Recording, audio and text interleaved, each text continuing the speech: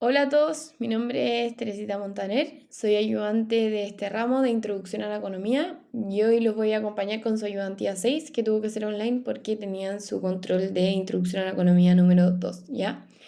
Esta ayudantía va enfocada también en los últimos temas que vieron presolemne, que les van a entrar en su prueba, por eso es que les preparamos esta ayudantía con tanto cariño con todo el equipo, ¿ya?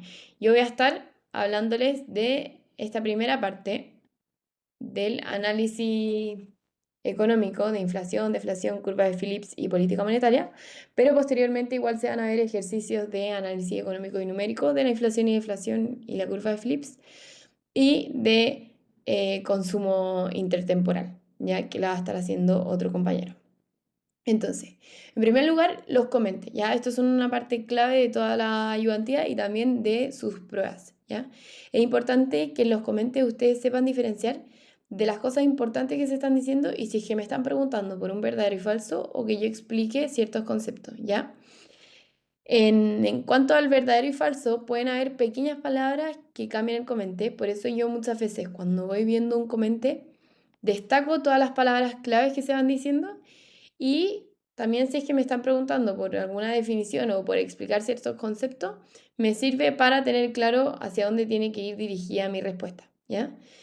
Entonces, en primer lugar, partamos con el primero. Expliquemos la diferencia entre inflación y deflación. Ya, yo sé que me están preguntando por diferencia y entre dos conceptos, inflación y deflación, ¿cierto? Entonces, si yo no explico bien estos conceptos, no sé cómo respaldar bien esta diferencia. Entonces, lo que primero yo hago es explicar qué es inflación, ¿ya? Sabemos que la inflación es el alza sostenida del nivel de precios, ¿ya? Es muy importante que en la inflación se habla de un alza sostenida, es decir, que sube continuamente. No es como que el pan, por ejemplo, subió un día y después volvió a bajar, sino que sostenidamente fue subiendo, todos los días fue subiendo. Y también del nivel general de precio. No es que haya subido una cosa en particular, sino que en la economía entera han ido subiendo los precios, ¿ya? Y eso implica concretamente que el poder adquisitivo, que es lo que pueden comprar los hogares con los ingresos que tienen, ha ido cayendo. O sea, con la misma plata que yo tenía ayer, puedo comprar menos hoy día de lo que podía hacer antes. Ya, por ejemplo, si antes yo ganaba 1.000 pesos y me servía para comprar 5 cosas, hoy día con esos 1.000 pesos no me alcanza para esas mismas 5 cosas y me alcanza para algo menos, ¿ya? Y la deflación, por otro lado, es la caída sostenida del nivel general de precios, ¿ya? Sino que es como que todo se ha vuelto más barato, pero eso no significa que sea algo bueno, ¿ya? Suena como si fuese algo bueno, pero no es así. Y se va a ver más adelante en el comente, creo que es D, ¿ya? Entonces, la distinción clave para ambas es que las dos hablan del nivel general de los precios, pero son en sentido contrario. La inflación sube y la deflación cae, ¿ya? Y ahí está. Entonces, la inflación es la alza sostenida al nivel general de precios durante un periodo determinado. Y ahí pueden ver la respuesta. En la pauta igual está la respuesta que se espera obtener de usted dentro de este comente, pero ese es el camino a seguir, ¿ya? Después, la segunda pregunta. Me dicen, la única medida para evaluar la inflación es a través del deflactor del PIB. Analiza esta información. Me están diciendo, la única medida para evaluar la inflación es a través del deflactor del PIB. ¿Qué hago yo? Me acuerdo de todas las medidas que existen para evaluar el PIB, ¿ya? Entonces, la única medida para evaluar la inflación, perdón, me están preguntando por la única medida, las medidas para evaluar la inflación, ¿cierto? Y siento que la única medida es el deflactor del PIB, ¿no hay otra? Entonces, sabemos que esto es falso, ¿por qué? Porque si bien está el deflactor del PIB que me permite evaluar la inflación, también está la canasta básica, ¿cierto? Entonces, el índice de precios del consumidor, ¿ya? Y ahí yo entro a responder este comentario. Entonces, existen al menos dos medidas de inflación, ¿cierto? Está el índice de precios del consumidor, que me habla de la variación de la canasta básica, ¿ya? Que es mucho más representativa para el consumo de los hogares, ¿ya? Porque mide cuánto sube el costo de vida de las personas, ¿ya? Y por eso es como la más usada en cuanto a las personas. Y el deflactor del PIB es cierto que mide la variación de precio, de todos los bienes y servicios producidos en la economía, pero así como mide todos los bienes y servicios producidos en la economía, no necesariamente significa que sea una buena medida para medir el cambio en el costo de vida de las personas, ¿cierto? Porque no todos los bienes y servicios producidos son los que se consumen en los hogares, ¿ya? Entonces, ya, su canasta, si bien va a ser variable, no va a representar el consumo de los hogares, por lo mismo, porque dentro del PIB, por ejemplo, está la producción nacional de el cobre, y el cobre como no se produce, o sea, no se consume dentro de los hogares directamente, un alza en el cobre quizás no explica también el alza en el costo de vida como el alza del petróleo, del pan, etc. ¿Ya? Vamos por el tercer comente que me dicen, explique qué es la curva de Phillips. Ya, entonces acá de nuevo me están pidiendo una explicación, ¿ya? Sobre la curva de Phillips. ¿Qué era la curva de Phillips? Medía la relación entre el desempleo y la inflación, ¿cierto? Y esta relación negativa. Entonces, partamos desde cero construyendo la relación de la curva de Phillips para entender cómo nace esta curva. Entonces, me dicen la relación entre desempleo y inflación, ¿cierto? ¿Qué va a pasar con el desempleo? ¿Qué pasa si el desempleo es bajo? O sea, hay pocas personas buscando trabajo, ¿ya? Porque casi todo el mundo tiene trabajo, ya hay pocas personas desempleadas. En ese escenario, sabemos que si es que alguien quiere renunciar a su trabajo, ¿ya? Por ejemplo, no sé, no me gusta, no estoy cómodo, sabemos que va a ser más fácil encontrar otro trabajo en otro lado, ¿cierto? Porque hay poca gente desempleada, entonces no estoy compitiendo contra un mercado tan grande, ¿ya? Como es el de alto desempleo. Entonces, si es que hay poca gente desempleada, la mayoría está desempleada, como empleador, como empleado, tengo más poder de negociación, por ejemplo, sobre mi salario, ¿ya? Y yo puedo exigir un mayor salario. Y todos tienden a exigir un mayor salario. Porque no hay diferencia entre estar empleado acá y buscar en otro lado. Y yo le voy a exigir a mi empleador un mayor salario, ¿ya? Y las empresas van a subir los salarios, pero por lo mismo van a enfrentar costos más altos para mantener sus márgenes, ¿cierto? Y para mantener estos márgenes van a tener que subir los precios y como van a subir los precios de sus productos, va a subir la inflación, ¿ya? Pero al contrario, si es que el desempleo es alto, ¿ya? Y yo sé que perder trabajo me trae un riesgo enorme porque hay mucha gente que está buscando trabajo y mucha gente que no está encontrando trabajo, los trabajadores no se van a atrever a pedir un aumento de sueldo, ¿cierto? Entonces, los costos de la empresa no van a subir, los precios van a subir lento o no van a subir tanto, los precios van a subir más lento y por lo mismo la inflación va a ser baja, ¿ya? Entonces, por eso la curva de Phillips habla de una relación negativa entre el desempleo y la inflación. O sea, mayor desempleo, menos inflación, y a mayor desempleo, o sea, a mayor desempleo, menos inflación, y a menor desempleo, mayor inflación, ¿ya? Y ahí acá se explica bien ordenadamente, bueno, y en el comentario también tiene la respuesta bien clara, que dice, la curva de Phillips representa la relación negativa entre desempleo e inflación, y acá es, si hay desempleo bajo, los costos de perder el trabajo son bajos, ¿cierto? Porque yo sé que mucha gente está empleada y yo puedo buscar empleo en otro lado. Por lo mismo, los trabajadores van a presionar a sus empleadores por mayores salarios, ¿ya? Las empresas van a subir los salarios, ¿ya? Los costos de la empresa entonces van a subir y por lo mismo los precios que ellas van a ofrecer van a subir y va a provocarse una mayor inflación. Y por el contrario, con el desempleo alto, los costos de perder el trabajo son altos. Sé que hay mucha gente buscando trabajo y que si a mí me echan de mi trabajo, puedo pasar también harto tiempo buscando trabajo. Entonces, no voy a presionar por un aumento salarial. Los precios van a subir lentamente y va a haber menos inflación, ¿ya? Después, el comentario número D, me dicen, ¿es preferible una economía que cuente con una caída sostenida de los precios que una caída que cuente con una alza sostenida de los precios? Esto es lo que yo les hablaba en el comentario número 1 cuando me preguntaban por deflación, ¿ya?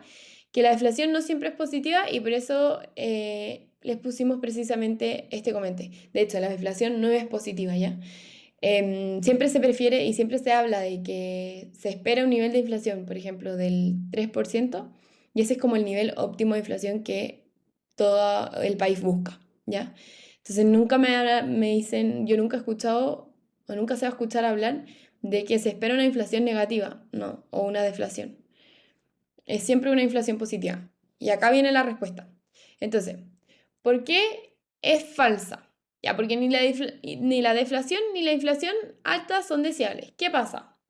Primero, la inflación alta claramente es algo malo, ¿cierto? Funciona como más encima un impuesto silencioso que reduce el, ¿cómo se dice? El poder adquisitivo de los hogares, ¿cierto?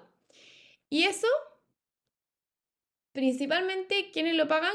Quienes tienen menor riqueza, ¿cierto? Porque son los que más dependen de este efectivo y les cuesta más recuperarse con esta baja del poder adquisitivo que tienen, ¿ya? Entonces, la inflación alta genera un impuesto inflacionario que normalmente lo pagan las personas que tienen menor poder adquisitivo. Además, genera mayor volatilidad, ¿cierto?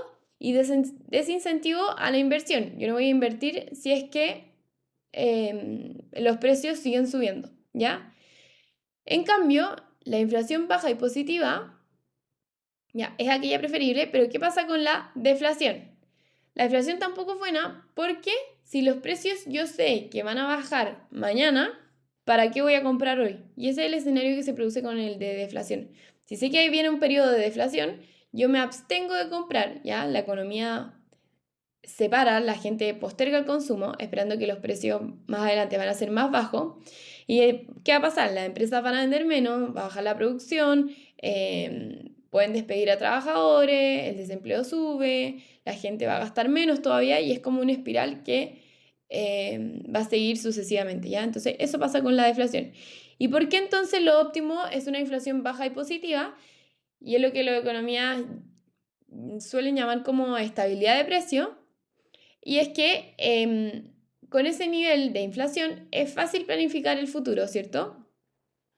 Entonces facilita la planificación, estimula el consumo en la inversión moderadamente, no a niveles excesivos, y da margen a la política monetaria y permite que los salarios suban en términos reales. Ya las empresas pueden estar actualizando sus salarios en cuanto a este aumento constante y fijo y bajo también de la inflación. Ya no es algo que se les salga de la mano, ¿ya? Entonces, como conclusión, lo óptimo es una inflación positiva, pero baja para que permita la estabilidad de precio, ¿cierto?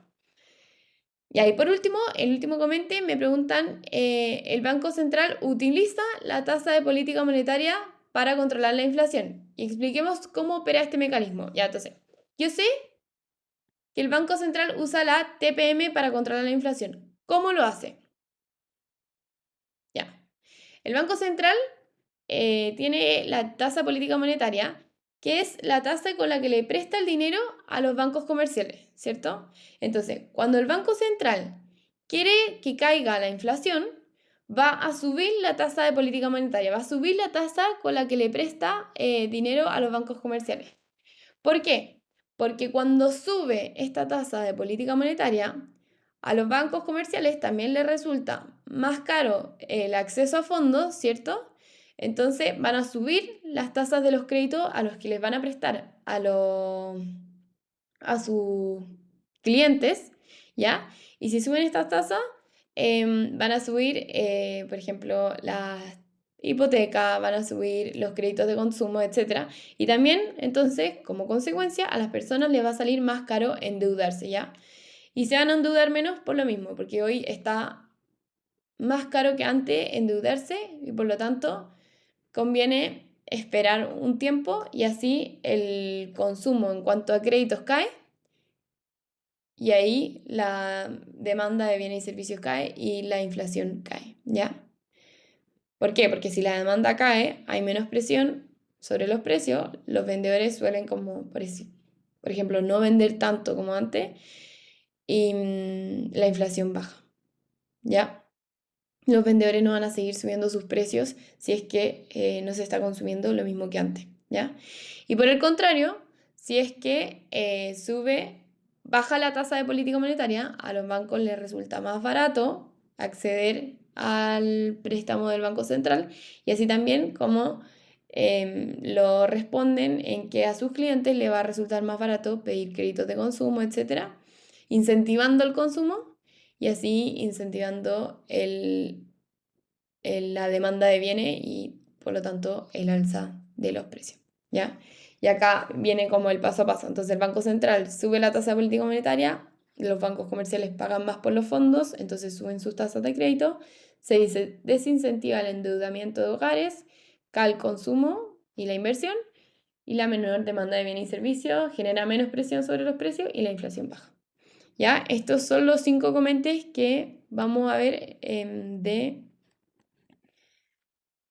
análisis económico en cuanto a la inflación, etcétera. Y ahora a continuación vienen los ejercicios económicos y matemáticos de estos mismos temas, ¿ya? Espero que estén muy bien. Hola chiquillos, mi nombre es Bastián Salinas, soy estudiante de Ingeniería Comercial de tercer año, mención Administración, y el día de hoy vamos a resolver su ayudantía de preparación para la solemne, específicamente los ejercicios matemáticos, que son dos. El primero apunta a lo que es mercado laboral, ¿verdad? Desempleo, y también un poco de IPC trae este. Y el segundo es directamente relacionado con consumo intertemporal. Bueno, sin dando más vueltas, vamos a comenzar y a lo largo de la ayudantía espero poder ir dándole mucho más que solo la pauta, sino que ir dándoles tips, qué cosas se tienen que dar cuenta para poder resolver de mejor manera el ejercicio o cualquier ejercicio en general. Algo que yo recomiendo bastante cuando nosotros hacemos ejercicios matemáticos es no lanzarnos de lleno a resolverlo, sino que primero leer lo que nos están preguntando, porque cuando hagamos la primera lectura ya vamos a estar más atentos a ciertos datos que nos pueden servir. Y esto nos puede permitir ahorrar tiempo sin tener que leerlos tantas veces. Entonces vamos a partir por eso. Nos dicen obtener tasa de participación y también tasa de desempleo. O sea, a mí me están preguntando eso y yo voy a buscar datos relacionados con esto. Más abajo, que son solo dos letras, nos dicen calcular el IPC de cada año y obtener la tasa de inflación de esos respectivos años. Ya, entonces ya tenemos más o menos el contexto, anticipándonos antes de leer el enunciado como tal, podemos imaginar que nos van a dar ciertos datos que nos permitan calcular esto, deberían darnos datos de los productos, el precio, cómo varían cada año, y también de la cantidad de gente trabajando, la que no está trabajando, la población total, etcétera, etcétera. Eso debería yo imaginar cuando leo la pregunta al menos. Luego nos vamos de lleno al enunciado del ejercicio. Nos dicen, cisplatina es una... Bueno, cisplatina no sé si existe realmente, imagino que es ficticio. Se ponen creativos con los nombres de ciudades o países a veces en los ejercicios. Bueno, eh, nos dicen que es una nación con 50 millones de habitantes, de los cuales 43 millones están en edad de trabajar. Eso ya es importante, ya vamos a ir resaltándolo, ¿ya? Entonces, 50 millones de habitantes, un total, 43 millones están en edad de trabajar y 35 millones se encuentran disponibles para eso. Entonces ahí nos entregan tres datos importantes que probablemente lo utilicemos para algún cálculo. Luego dice, 33.5 millones se encuentran trabajando actualmente. ¿Ya? Ay, perdón, chiquillo, me dio todo. Eh, ay, ay, me dio todo, chiquillo, tuve que ir a buscar agua. Perdón, me puse nervioso. Y ahora sí, continuemos. Entonces, 33.5 millones se encuentran trabajando de un total de 35, al tiro nos damos cuenta de eso, por lo tanto hay algo en ese margen, la diferencia entre 35 y 33.5, que no estarían trabajando. Eso es lo que tenemos que pensar. Y luego, aquí cambia un poco el enunciado, nos damos cuenta al tiro. porque hablan de una canasta básica. Y sabemos que si hablan de canasta básica, probablemente vengan datos de IPC. Ahora, para hacerlo más bonito nomás, voy a subrayar todo lo que tenga que ver con trabajo, con color amarillo, ¿ya? Y lo de IPC lo vamos a dejar con color celeste, ¿ya? Bueno, nos dicen, la canasta básica está compuesta únicamente, es súper importante esto, dice compuesta únicamente, o sea, nos van a decir cuáles son los bienes que la componen. Y nos dicen 4 kilogramos de empanadas y 2 litros de bebida gaseosa. A lo mejor están en 18, porque empanada y bebida puede ser. Eh, la evolución de estos precios se encuentra en la siguiente tabla, ya, y aquí, como les digo, lo que viene. Y las explicaciones de esta tabla son casi siempre muy típicas y muy sencillas. Nos dicen producto, como dije anunciado, empanada y bebida, lo miden en kilogramos y lo miden en litro. Es importante la unidad de medida, a veces sí, porque las preguntas pueden referir a cierta unidad de medida y nosotros tenemos que decir la que corresponda. Y tenemos tres lapsos de tiempo, 3 años, 3 periodos, 2021, 2022, 2023, y nos dan, esto es precios, ¿sí? Nos dan precios. Y nosotros debemos darnos cuenta que las cantidades vienen por enunciado. Aquí nos dicen que son 4 kilos y aquí son 2 litros. Entonces las cantidades siempre van a ser 4 y 2. Y lo vamos a notar al tiro. Son 4, esto va a ser 4. Vamos a hacer como una especie de cantidad. Q de cantidad. La primera va a ser 4 y la cantidad de bebidas van a ser 2. Eso va a ser relevante un poco más adelante del ejercicio. Ya. Y ahora nos vamos a la primera. Dicen obtener la tasa de participación y la tasa de desempleo. Bueno, fácilmente yo podría haber dicho la fórmula, decir ya esto se hace así, ya está, pero lo encontré muy básico, por lo que quise ir un poquito más allá y abordar el tema que ustedes tienen que manejar para responder esta pregunta, que si bien es un tanto sencilla, directo lo que preguntan, tienen que manejar como todos estos conceptos que están en este diagrama, ¿ya? Este diagrama lo saqué de algún PPT por ahí que encontré, pero ustedes también lo vieron de alguna manera. Quizás no exactamente con este mismo, pero sí, sí sé que lo vieron. Ya, de una población total, tenemos que entender que va a haber población que está en edad de trabajar y población que no está en edad de trabajar. Esa es la primera gran diferencia. Nosotros, si nos vamos al enunciado, nos dicen que del total de la nación son 50 millones de habitantes, de los cuales 43 están en edad de trabajar. Entonces, al tiro nosotros podemos ir completando esto de alguna manera. Entonces, aquí vamos a poner que la población total son 50 millones y la población que está en edad de trabajar nos dicen que son 43 millones. Población, entonces esto va a ser 43 millones.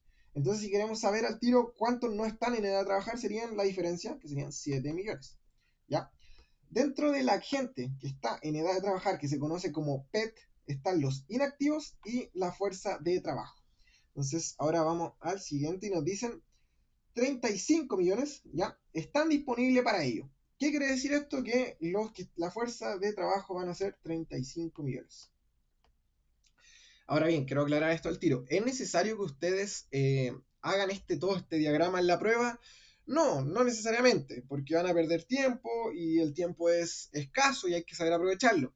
Pero en la instancia que estamos en este momento aprendiendo, creo que es súper importante que vayamos haciendo este diagrama y explicando cada una para que ustedes puedan entender el contexto general.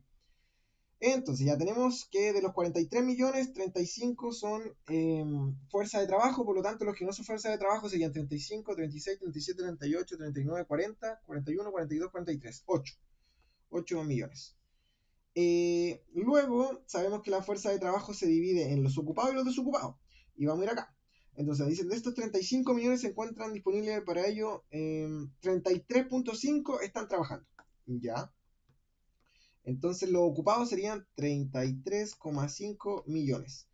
Y los desocupados estarían siendo la diferencia nuevamente, que es 33 a 35, tenemos 34, 1,5 millones. ¿Sí? Luego dentro de los desocupados vamos a tener los cesantes y los que están buscando trabajo por primera vez. ¿Y nos dan más datos? No, hasta ahí cortamos. Entonces de acá no tenemos ninguna información. Pero como pueden ver, pudimos completar gran parte del diagrama, que eso nos va a facilitar bastante el análisis cuando queramos sacar las formulitas. Ya, eso de primera parte. Lo segundo que ustedes tienen que manejar son las diferentes fórmulas, que más que fórmulas y aprenderse como esto igual a esto, esto, otro, es comprender el concepto. Y vamos a partir con el concepto de fuerza laboral o fuerza de trabajo que se conoce como FT. Y si nosotros nos vamos al diagrama, la fuerza de trabajo va a estar compuesta, dijimos que por los ocupados y por los desocupados. Acá también lo representan con E y D, que básicamente hace referencia a los que están empleados o los que están desempleados, que serían sinónimos en este caso. Entonces sacamos la fuerza de trabajo y no es nada más que, en este caso dijimos que son 35 millones. Entonces aquí vamos a poner al tiro que son igual a 35 millones. Y luego piden calcular que sería la tasa de participación, que pueden ver que es lo que nos pide por enunciado, que la tasa de participación se conoce como TP, y es la fuerza de trabajo, que la fuerza de trabajo la obtuvimos acá arriba, partido en PET. ¿Ya? Y vamos a aprovechar al tiro aquí de hacerlo. Sería tasa de participación, serían 35 millones. Partido en PET, que es la población en edad de trabajar, que sabemos que son 43 millones. Y esta división, bueno, la podríamos hacer con calculadora ahora, para corroborar que la hagamos bien, pero si les toca en la prueba, no estoy seguro si les toca o no les toca llevar calculadora, ¿sí? Pero sin embargo, si no les toca, no es difícil calcular esto, o sea, lo pueden hacer. Yo para hacerlo bien y corroborar, voy a hacerlo con calculadora. 35 dividido en 43 es 0.8139, ¿sí? Es igual a 0,8139. Y les recomiendo que siempre que aproximemos al tercer decimal, ¿ya? En la mayoría de los ramos se trabaja de esa manera. Por lo tanto, esto podemos decir que es aproximadamente 0,81. Y si el tercer decimal es 3, pero al lado tiene un 9, sabemos que vamos a aproximarlo a 4, 0,81,4. Y esa sería la respuesta de la tasa de participación. ¿Ya? Esta sería la tasa de participación, que es TP. Esto es TP. Luego nos piden calcular la tasa de desempleo, ¿sí? Tasa de desempleo. Y acá tenemos la fórmula de tasa de desempleo. Se conoce como U también, lo pueden ver en alguna literatura, y hace referencia a la D, que los D lo podemos entender como los desocupados, partido en FT, que FT ya lo calculamos. Entonces, en una tasa, podemos ver que las tasas, es decir, es un porcentaje, y básicamente lo que nos quiere decir es qué porcentaje de la fuerza de trabajo está desempleado. Entonces, 1,5 partido en 35. Entonces, tasa de desempleo, que lo vamos a ver como U, va a ser igual a 1,5 partido en el total, en FT, perdón, que son 35 millones. Nuevamente lo voy a hacer con calculadora para revisar. 1.5 dividido en 35 es igual a 0,0428. Entonces 0,0428. Entonces esto lo podríamos aproximar a, dijimos que íbamos a trabajar hasta el tercer decimal, por lo tanto lo vamos a aproximar a 0,043. ¿Sí? Y esa sería la otra respuesta. Ahora bien, ustedes, para como pueden entregar una respuesta prolija y 100% como correcta, si estamos hablando de tasas, lo ideal es que entreguemos un resultado en tasa. O sea, la tasa sabemos que es un porcentaje. Entonces, estos dos numeritos, y ahí yo recomiendo mucho hacer esto en las pruebas para poder hacer un trabajo ordenado y que el ayudante vea la respuesta así de una, es establecer una respuesta. Entonces, ustedes pueden poner respuesta y decimos que la tasa de participación, que se conoce como, ponemos TP nomás, ahí uno entiende al tiro, va a ser igual a 81,4%. ¿Sí? Y la otra que es la tasa de desempleo, que es U, le pueden poner desempleo para que por si lo sienten como mentalmente más fácil que ponerle una U, sería 4,3%. ¿Sí? Ya, y no está de más, quizás para algunos esto puede ser muy básico, pero quizás para otros todavía hay ciertas dudas. Si a nosotros nos da un número así como comas y yo quiero pasarlo a porcentaje, debo multiplicarlo por 100. ¿Sí? Yo multiplico por 100 y voy a tenerlo en porcentaje. ¿Ya? Entonces por eso se corre 1 a 2 por el 100 y me quedan 4,3%, por si alguien tenía la duda. Y con esto tendríamos listo lo que es la primera letra del ejercicio. ¿Ya? Vamos a pasar a la segunda. Son solamente dos, así que es cortito este. Y la segunda hace referencia al IPC. ¿Ok?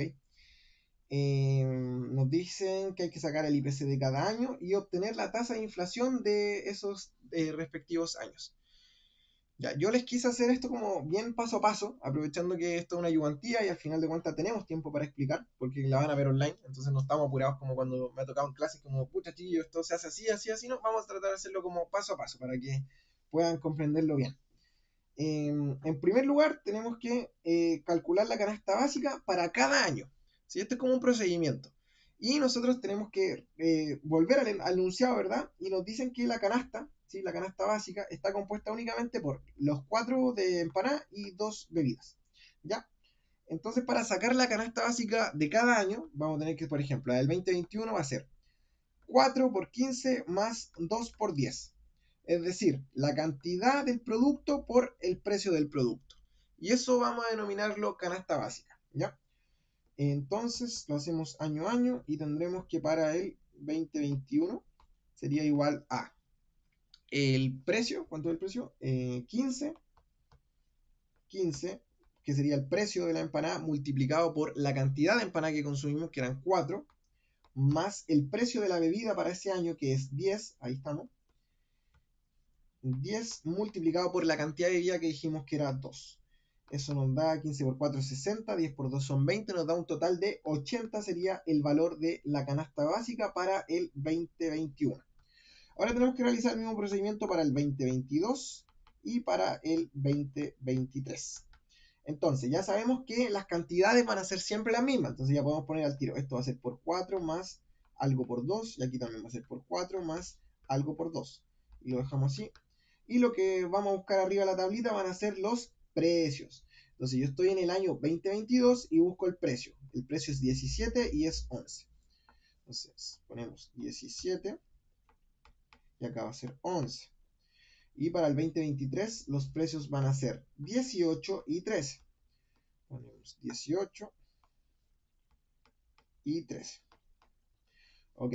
Ya, bueno, aquí lo voy a hacer con calculadora, chiquillos, porque para no hacerlo perder tiempo con eso, 17 por 4 son 68 más 11 por 2 son 22.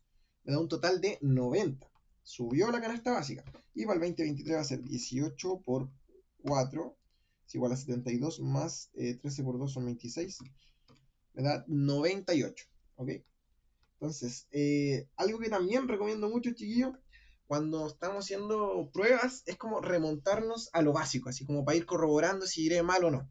Y aquí vemos que la canasta básica ha ido aumentando. Entonces, lo primero que puedo ver yo, así es como, esto debería ir aumentando. Y sí, pues, debería ir aumentando. ¿Por qué? Porque vemos que los precios cada año van en aumento. Es decir, hay una inflación positiva o hay inflación, se dice básicamente, porque los precios han ido aumentando, ¿ya? Entonces es normal que estos resultados hayan sido más grandes. Eso es como para ver más o menos si voy bien, ¿ya? Luego lo que tenemos que hacer es calcular el IPC.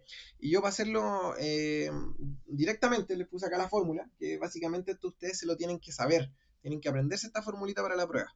¿Ya? Y vamos a calcular el IPC de lo que nos piden en el enunciado, que bueno, aquí tenemos que desprenderlo de cierta manera, miren. ¿A qué me refiero? Que nosotros vamos a trabajar con un año base. Entonces, vamos a asumir que nuestro año base va a ser el primer año, que va a ser el 2021. ¿Ya? Eh, Eso no se los dice directamente el enunciado, sino que ustedes tienen que saber que cuando vayan a calcular el IPC, que es el índice de precios del consumidor, tiene que haber algo con qué compararlo. Y este va a ser el año base, que va a ir en la parte de abajito de la fracción. Por lo tanto, yo voy a sacar el IPC de los años que no van a ser mi base, para que me entiendan, o sea, del 2022 y del 2023, ¿ok? Y es sencillo el cálculo, entonces vamos a hacerlo para el IPC, vamos a hacerlo bien ordenadito, IPC del 2022 va a ser igual a precio de canasta del año de estudio, entonces me voy a la canasta, por eso primero sacamos la canasta porque lo vamos a utilizar para la fórmula, y para el 2022 es 90, entonces va a ser 90 partido en el precio de la canasta del año base. Y mi año base es el 2021, o sea, va a ser en 80. Y eso me va a dar el IPC, que lo voy a... No, pero me faltó el por cien. A veces suelo olvidarme de eso. Entonces va a ser 90 dividido en 80 y me da 1. No, eso es igual a 1,125 por 100. Y lo multiplicamos por 100. Y me da 112,5. Ese sería el IPC de ese año. em, para repetirlo como...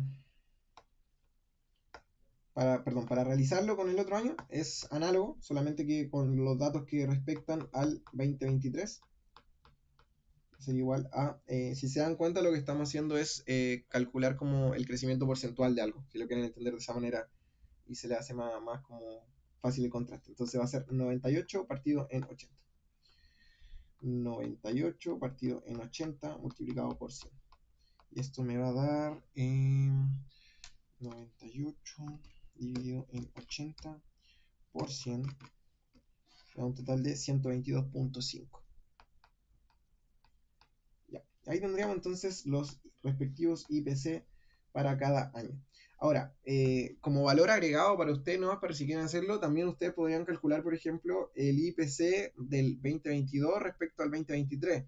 Y ahí lo único que tendrían que hacer es cambiar el año base, ¿sí? Recordemos que acá dejamos como año base el 2021. Voy a anotarlo acá por si a alguno no le quedó claro. Año base 2021, ¿ok? Y el tercer paso, recordemos que son tres pasos, 1, 2 y 3, va a ser calcular la inflación, ¿sí? Y para calcular la inflación, yo les dejé directamente la fórmula.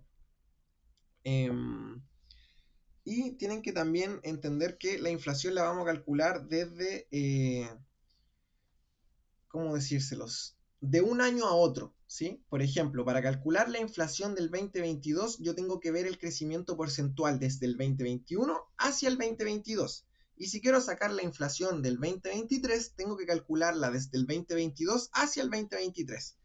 Y sin mirar tanto la fórmula, a mí nunca me ha gustado mucho mirar fórmula, nos damos cuenta que es una variación porcentual, si es como el IPC del periodo T-1, o T dice, no, perdón, el IPC del periodo como T, menos el IPC del periodo T-1 partido en el IPC del periodo T-1.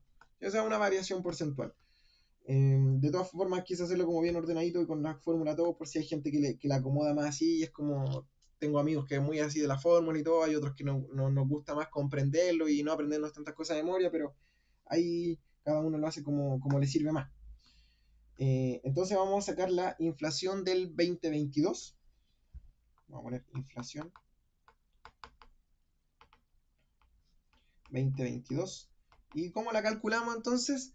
Seguimos la formulita. La inflación del 2021 sería, no, perdón, del mismo 2022, porque es del periodo T, sería 112,5 menos, y aquí es como la gran duda. Si yo estoy, si yo estoy, por ejemplo, sacándola con el 2021, pero yo no tengo el IPC del 2021, ¿verdad? Porque sacamos el IPC del 2022 y el 2023. Pero tenemos que entender esto. ¿Qué usé de base yo para calcular el IPC del 2022? La base que usé es el 80, es decir, mi 100%, porque podemos entender que aquí hay un 100% que está representado por ese 1, es el 80 que viene del 2021. Entonces, al momento en que yo voy a calcular la inflación del 2022, tengo que usar como 100 eh, el año base que sería el 2021. ¿Sí? Es un poco complicado de entender así como con palabras, pero matemáticamente yo creo que lo pueden ver mejor. ¿Sí? Que básicamente lo que queremos decir es que el IPC del año anterior, que es el año base que utilizamos nosotros, que es el 2021, lo vamos a representar como un total, como un 1, que sería 100. ¿Ya? Eso, entonces sería menos 100 partido en 100. Y si hacemos esto, nos va a dar, obviamente, el 0,1225. Y acá varios se podrían dar cuenta como de inmediato que básicamente me dio esto de acá, ¿verdad? Eso de ahí, el 1,25, y que al final perdí tiempo acá haciéndolo. Sí, literalmente podrían verlo directamente acá y decir como, ah, ya, entonces como sé que usé de año base la inflación fue de un 12,5%, ¿sí? Pero acá lo quisimos hacer paso a paso porque estamos en introducción a la economía y tienen que aprender bien la base de todo esto para después poder ya realizar cosas un poco más complejas, ¿sí? Y ya para la inflación del 2023 no nos va a servir el trucazo para ahorrar tiempo, porque recordemos que les dije que si estamos haciendo la del 2023 usamos como la base el año anterior, ¿sí? Entonces sería 122,5 menos que ya el año base no va a ser el 2021, que era 100, sino que es el año 2022, que era 112,5. Y todo esto partió en el mismo 112,5. Básicamente una variación porcentual. Y si hacemos esto, va a ser 122.5 menos 112.5 es igual a algo, y lo divido en 112.5, me da 0.088888, ya muchos 8, y al final un 9. Entonces nosotros ya les dijimos que íbamos a trabajar con 3 decimales, entonces sería 0,08889. Vamos a dejarlo así porque en la pauta estoy mirando la así para que no tengan conflicto. Pero al final, si lo queremos escribir así, es aproximadamente el 8,9% lo podemos escribir también, ¿sí? O sea, si pone la pauta 8,9, perdón, si ponen la prueba 8,9 o 8,89, no los van a poner malos, ¿sí? Se entiende que es lo mismo al final en cuanto a términos. Lo que importa es que supieron calcular, lo que determinaron bien cómo se hacía. Y nuevamente, lo que les decía delante, que es lo mismo que hicimos acá, ustedes no se olviden de escribir la respuesta, ¿sí? Es importante eso para que tengan un ejercicio ordenado. Entonces aquí vamos a poner de nuevo la respuesta. Va a ser los puntitos y vamos a ver qué nos estaban preguntando porque se me olvidó. Entonces dice, calcule el índice de precio del consumidor, IPC de cada año, y obtenga la tasa de inflación del 2022 y 2023. Entonces podemos decir que el IPC del 20... Vamos a tener que ir un poquito más larga esta. Entonces hacemos el resumen. IPC 2022 es igual a, y ponemos ahí, a 12,5, 112,5. Y IPC del 2023 va a ser igual a 122,5. Y después tenemos que hacer referencia a inflación. Por otro lado, la inflación en el 2022, sí, 2022 es 12,5% y 8,9% en 2023. ¿Sí? Ya, algunos podrían decir, oye, pero está de más poner la respuesta. No, chiquillo, importante que lo hagan, ya, para que hagan un ejercicio ordenado y también les sirva a ustedes para entender lo que estamos haciendo. Ya, ese fue todo el primer problema. Vamos con el segundo, de consumo intertemporal. Voy a tomar un poquito de agüita.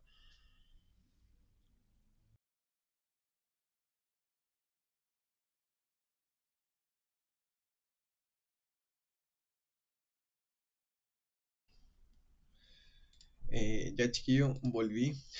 Dije, ya voy a grabar al tiro el otro problema y bueno, se me extendió un poco el descanso. Ya, sin embargo, este problema diría que es una de las materias como más entretenidas porque nos alejamos un poco como eh, de cosas quizás como tan de, no, hay que saberse esto. Esto yo diría que es mucho más intuitivo y por lo general son preguntas muy que se repiten siempre, ¿sí? Entonces, si me preguntan a mí, es uno de los, si les llegase a tocar esto en una prueba, ya sea ahora o más adelante, es una de las preguntas que si lo aprenden bien de un inicio, siempre van a poder como defenderse al respecto, ¿sí? Por la intuición que tienen detrás y que no hay que saberse muchas cosas. Ya, al igual que en delante, vamos a empezar leyendo las preguntas, ¿sí? Antes de irnos de como tal al enunciado. Nos dicen, exprese matemáticamente la restricción presupuestaria intertemporal de Andrea y reemplace los valores del enunciado. Ya, o sea, tenemos que saber representar una restricción intertemporal, que básicamente es una fórmula, y reemplazar ya con lo que salga en el enunciado. La B nos dice cuál es la cantidad máxima que podrá consumir el periodo 1 y también la del periodo 2. Ya también vamos a tener que ahí despejar unas cositas por aquí y por allá. Después grafique, ya clásico de estos problemas. Y de hecho, uno si puede graficar al tiro es mejor porque se da cuenta de varias cositas. Así como, ya, esto va a ser así, esto va a ser así. La D también nos dicen que cambian. No, mentira, nos dicen que tenemos un consumo óptimo y nos dan ciertas cantidades de consumo. Y nos preguntan si ella ahorró o tuvo que endeudarse. Pregunta clásica también de este ejercicio. Y finalmente tenemos uno con una variación en la tasa de interés, ¿ya? Entonces, como tal, el ejercicio abarca, diría que lo principal de consumo intertemporal, que es variación en la tasa, si está ahorrando, si está endeudando, y de manera bastante simplificada. También tenemos que graficarlo, así que vamos a aprender harto con este ejercicio. Ya, ahora sí nos vamos de lleno a leer el enunciado. Nos dicen que Andrea es una estudiante de la FEN, que gracias a su emprendimiento de hamburguesas vegetarianas, ahí se me no, iba a decir algo, me iban a funar. No, mentira, ningún problema con la gente vegetariana. Espera recibir un ingreso de 100.000 en el periodo 1 y de 88.000 en el periodo 2. Entonces, igual que delante, vamos subrayando lo importante. Estos ingresos, tanto del periodo 1 como del periodo 2, lo vamos a denominar como la dotación inicial. ¿Ok? Andrea tiene la posibilidad de pedir un préstamo en el primer periodo, siempre y cuando ella devuelva al banco en el segundo periodo 110 pesos por cada un peso solicitado.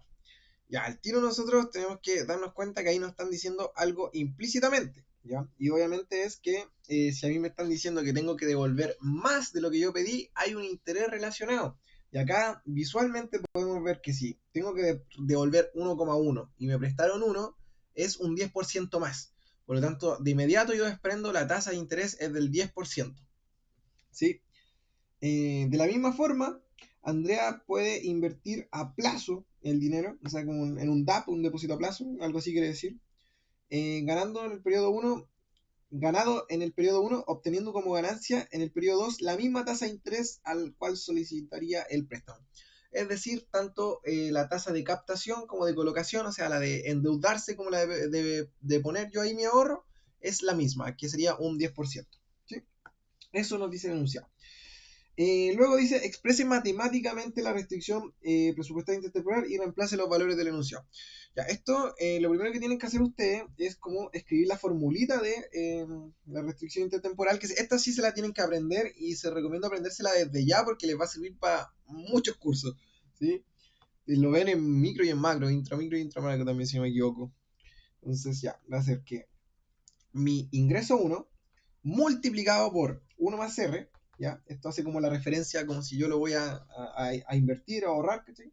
Más mi ingreso 2, y el ingreso 2 va solito.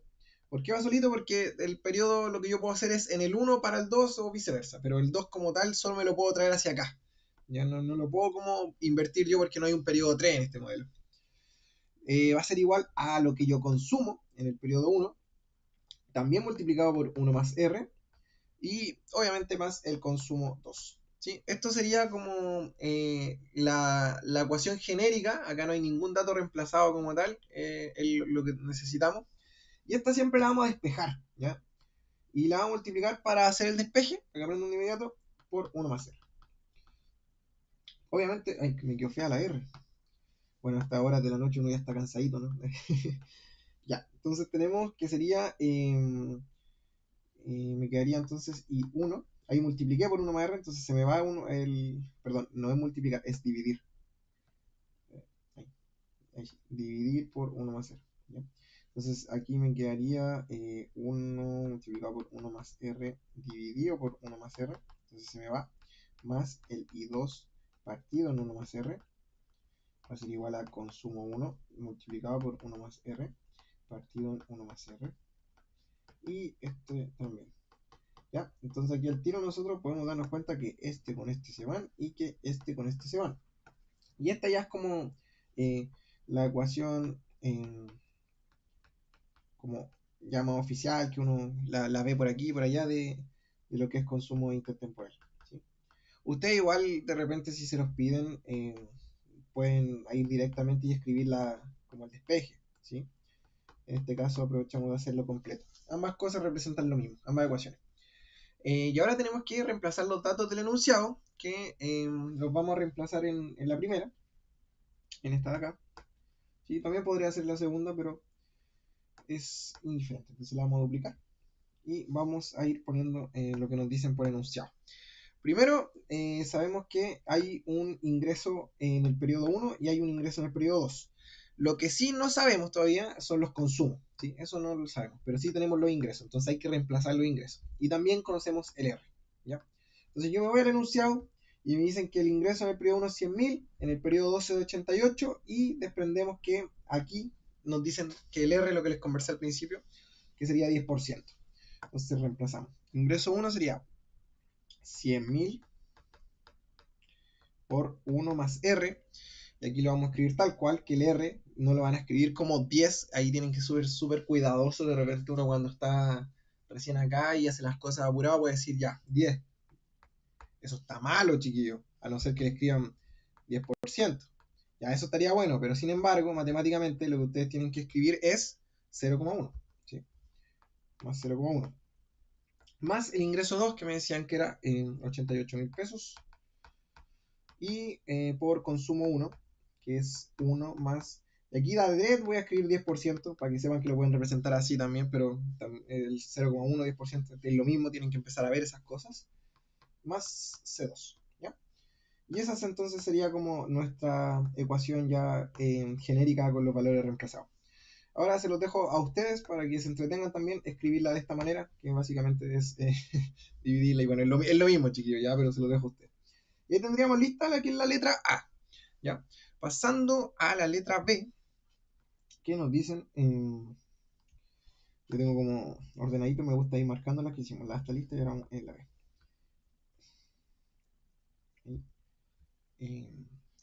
Ya, dice, ¿cuál es la cantidad máxima que podría consumir en el periodo 1 con su presupuesto? ¿Y cuál es la cantidad máxima que podría hacer en el periodo 2? Entonces, antes de lanzarnos así de lleno a el como ya, ¿qué hago? Quiero explicarles. A mí me están diciendo que este es el contexto. Yo estoy en el periodo 1, ¿ya? En el periodo 1 tengo un ingreso y también puedo pedir prestado, ¿ya? Entonces, lo que yo tengo para pedir prestado sería como el valor presente, ya le introduzco este concepto de valor presente, de lo que sería mi ingreso 2.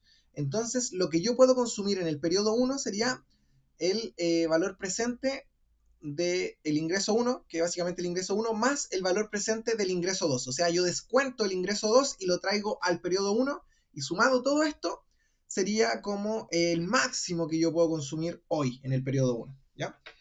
Entonces, eso matemáticamente, ¿cómo representamos esto? Serían máximo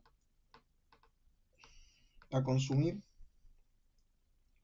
en P1, periodo 1, o mejor tiempo, pero P1. Se entiende que P1 no es pregunta 1 y es periodo 1, así que a veces uno dice.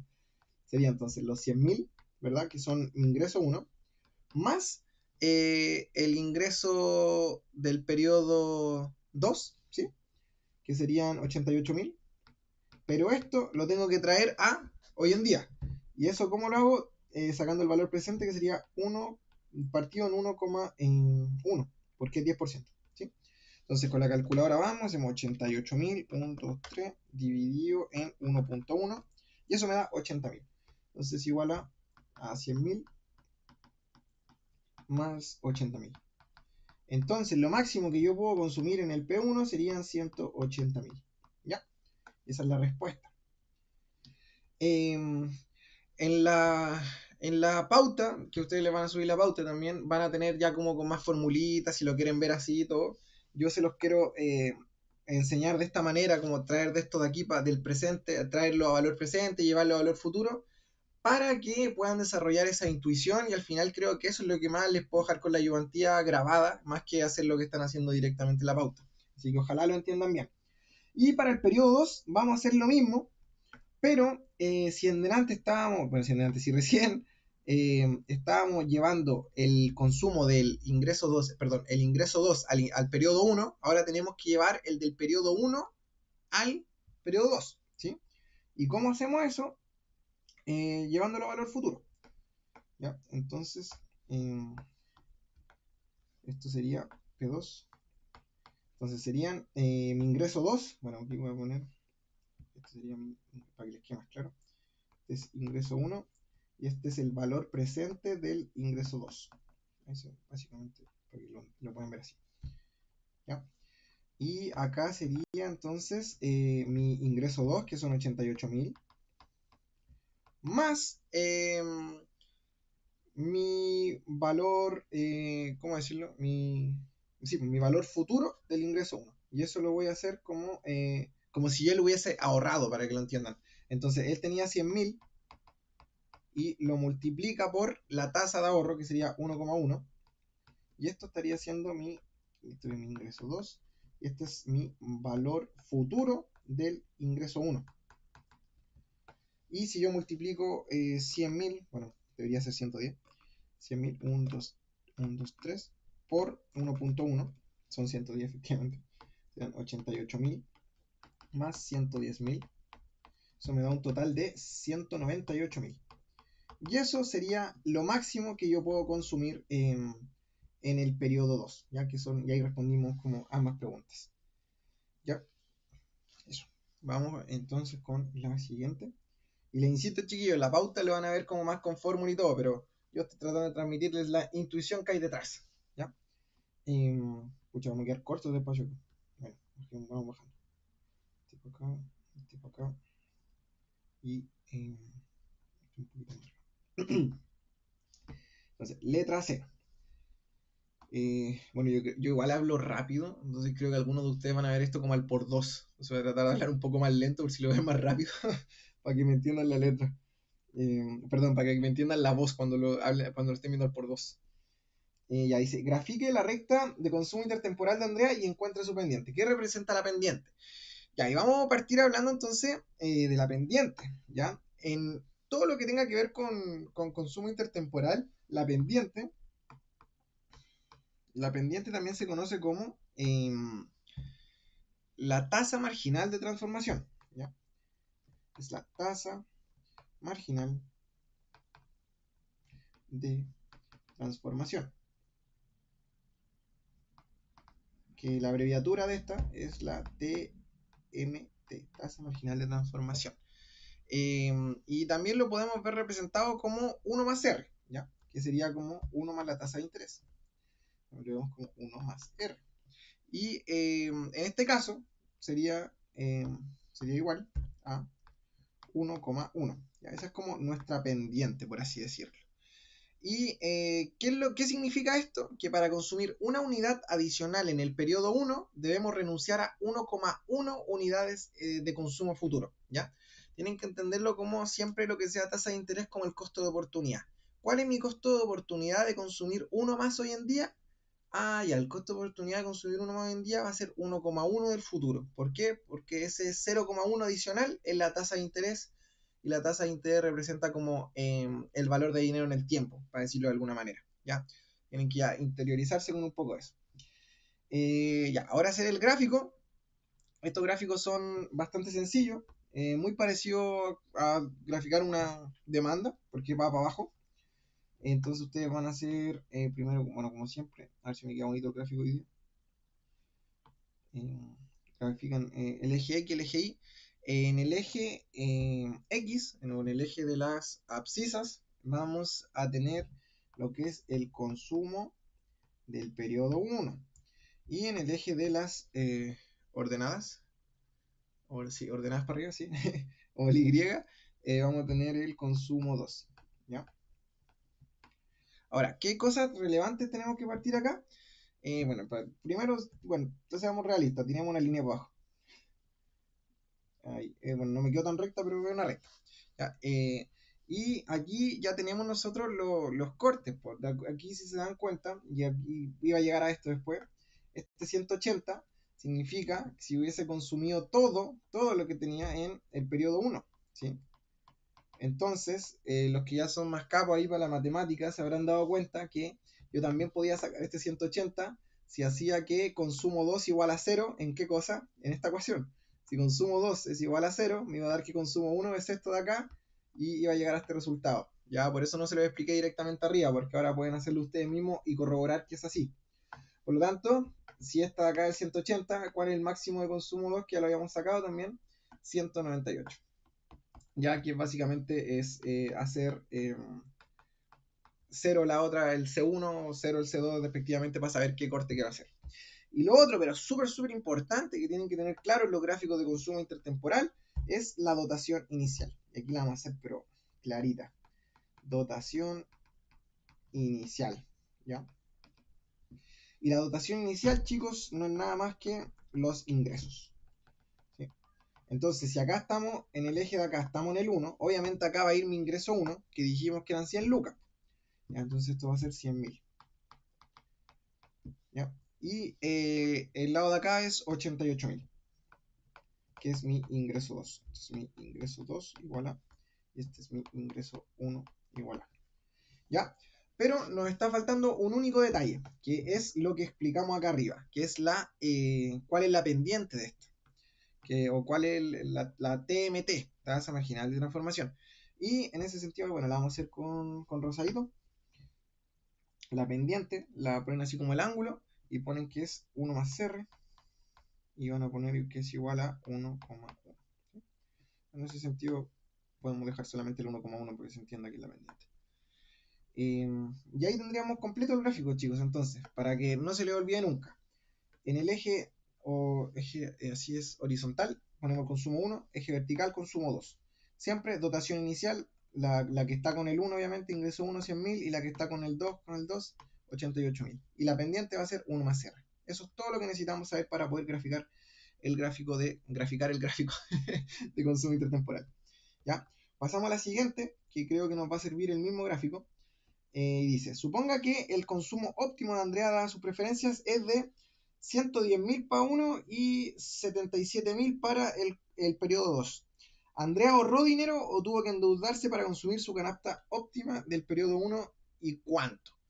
Ya, esto también, muy, muy intuitivo. Entonces, vamos a hacerlo con color verde.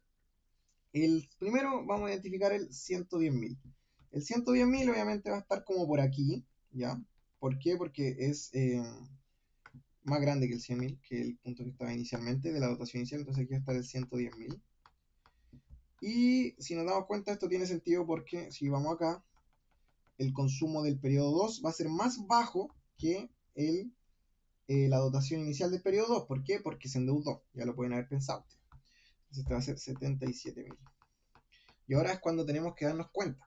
Y yo les voy a hacer como una cosita, así como para que se lo aprendan. Esto de aquí, vamos a decir que si su óptimo está en el lado de ahí, se va a estar endeudando. Y si su óptimo está por el lado de acá, significa que va a ser más bajo que su ingreso, entonces va a estar ahorrando. ¿Ya? Eso para que vayan armando sus esquemas, sus resúmenes para la solemne. Entonces, ¿qué podemos decir de Andrea? ¿Cuánto dinero ahorró? ¿O cuánto tuvo que endeudarse? Bueno, se endeudó por... vamos a hacerlo con verde. Vamos a tirar otra línea por abajo. Vemos que se endeudó con 10 lucas. ¿Sí? Ya, importante acá. Si yo me endeudé con 10.000, ¿se vio reflejado también que bajó 10.000 acá? Y eso se los dejo para que ustedes lo piensen. O sea, 88 menos 10 son 78 y bajó 77. ¿Qué pasó con la otra luca? Son intereses, ¿sí? Entonces de eso tienen que darse cuenta, como que todo esto tiene sentido, ¿sí? En esta relación, o sea, si yo pedí 10.000, tenemos que pensar que hay... ¿Por qué hay una raya? Y esto es extra netamente para usted. 10.000 y los intereses fueron de 1.000, ¿sí? Ya. Hoy me quedó otra raya, por supuesto, pero eso, chiquillos, netamente para que ustedes vean que todo les cuadra, ustedes también pueden hacer esto en la prueba.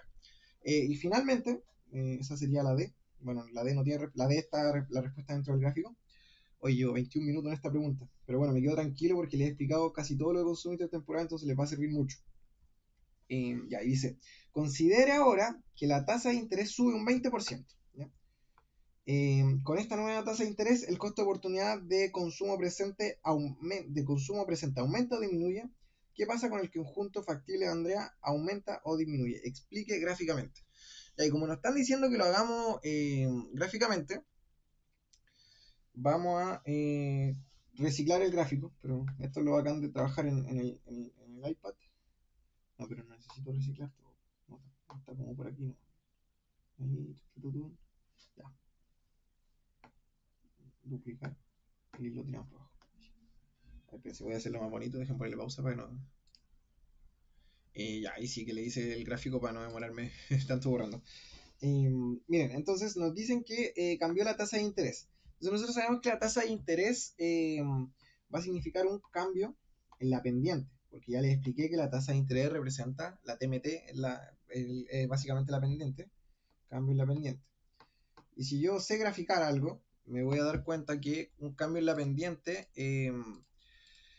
va a ser hacerle como de esta así, hacerla más así, ¿ya? Es decir, va a ser más empinada. Otra cosa importante es que si bien vemos que esto está de manera como, ¿cómo se dice? Como hacia abajo, el pendiente negativa, cuando nosotros la representamos es en valor absoluto, ¿ok? Entonces, mi nueva como pendiente la vamos a hacer con color rojo también. No, mejor con color azul o con color negro. No, ya con verde, con verde. Y lo más importante, esto chiquillos, miren, ustedes cuando la dibujen, sí o sí tienen que pasar por la dotación inicial, ¿ya? Esto es clave. Y se lo voy a marcar aquí. La, eh, siempre es, ¿cómo decirlo? Como se mueve en torno a la dotación inicial. ¿Por qué es así, chicos? Ahí, inicial. Porque ella sigue teniendo los mismos ingresos hoy y los mismos ingresos mañana. Lo único que cambió acá fue la tasa de interés. Entonces este puntito, el 100.000, 88.000, va a seguir estando ahí. Yo no es que ahora tenga más, a no ser que me digan que ahora es más grande, pero en este caso no es el caso. Solamente variamos R. Y esta pendiente de acá va a ser 1,2. ¿Por qué? Porque el interés es 20%. Y recordemos que la pendiente que teníamos antes era 1,1. ¿Sí? Así que eso. ¿Qué más nos preguntaban? Creo que me faltó decirles algo. Bueno. Como tal no lo preguntan, pero ¿qué podemos decir? O sea, bueno, sí lo preguntan. Hablan del conjunto factible.